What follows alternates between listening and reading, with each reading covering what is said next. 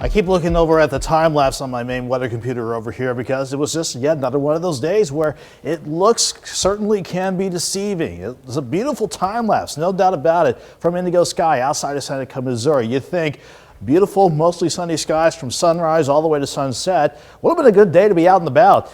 Fortunately, our hot and humid streak continued ever since we got the weekend wrapped up. Certainly continued for today. After seeing highs in the mid-90s yesterday, we dropped to 74 this morning. The hottest Joplin Regionals topped out at was at 94 degrees. A little cooler than I was expecting because we had a south breeze gusting at times. Still didn't change the fact that it was hot enough and certainly humid enough. Unfortunately, none of it could result in any isolated showers or storms to give at least a few spots to break in the heat today. With no breaks in the heat for the next 2 days, this is why these heat advisories will remain in place until Thursday evening. But changes are on the way as early as this weekend that will start to give us at least more tolerable temperatures and eventually maybe a little lower humidity as well. In the meantime, though, we're quiet in Joplin. Mostly clear skies at the top, but it's 82 degrees. Feels like 86 with the dew point sitting at a muggy, very muggy 71 degrees. A couple mid to upper 70s on the board already as we work closer to Stockton Lake, but everybody else is mainly in the lower to middle 80s. Still feels like near 90 in a couple of spots though, with the dew point still up there, but thankfully we've been trending downward, good direction after our hot afternoon. So underneath mostly clear skies here and across much of the region, we'll have overnight lows dropping off into the mid 70s tonight. Unfortunately, any good rain chances are staying well to the north of the region while we watch for that frontal system to the north to eventually start heading our way.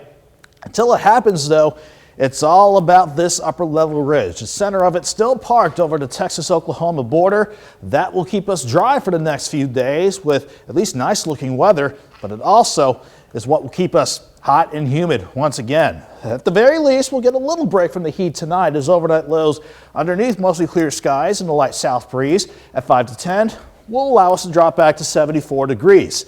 But it's going to be another quick warm-up as we go throughout the day. And this time around, I see the breeze staying mainly light out of the south at 5 to 10 miles per hour. That will be enough, I think, to send us back to 92 by noon and pushing afternoon highs, at least in Joplin, up to 97 degrees.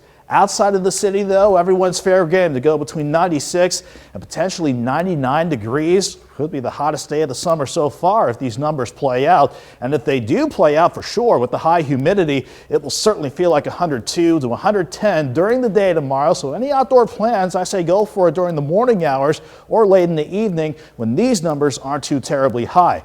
Unfortunately, these numbers will repeat themselves again for Thursday as we stay underneath the ridge, but then it starts to weaken as we head toward the weekend. That could allow for a few isolated storms Friday, Saturday, and Sunday, mainly during the afternoon.